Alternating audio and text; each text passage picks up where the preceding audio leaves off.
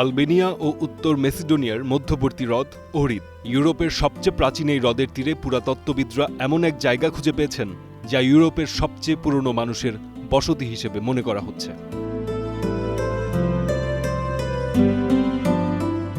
জায়গাটি লিন গ্রামে অবস্থিত। ধারণা করা হচ্ছে এখানে প্রায় ৬,০০০ থেকে ৮,০০০ বছর আগে মানুষের বসবাস ছিল। পুরাতত্ত্ববিদরা প্রতিদিন পানির নিচে প্রায় ৩ মিটার ডুবে কাঠের পিলার, পশুর হাড়, কপার টুকরা, নকশা করা মাটির পাত্র এবং অন্যান্য পুরাতন বস্তুগুলো উদ্ধার করছেন।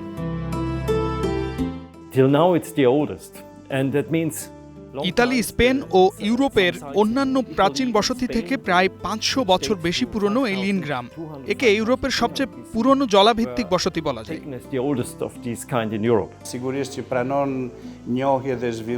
তখনকার মানুষরা খুব বুদ্ধিমান ছিল।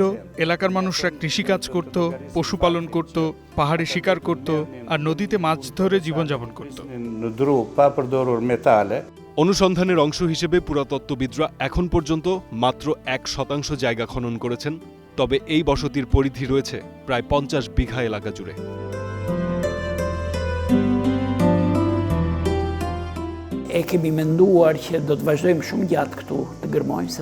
আমরা শুধু শুরু করেছি। এই জায়গায় খনন কাজ চালাতে হবে অনেক দিন।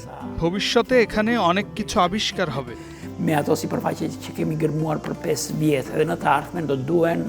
ধারণা করা হয় ওহরিদ হ্রদের বয়স অন্তত ১০ লাখ বছর, যে কারণে এটির তীরে গ্রামের আবিষ্কার প্রাচীন ইউরোপের মানুষের জীবনধারা সম্পর্কে নানা বৈশিষ্ট্যের জানান দেয়।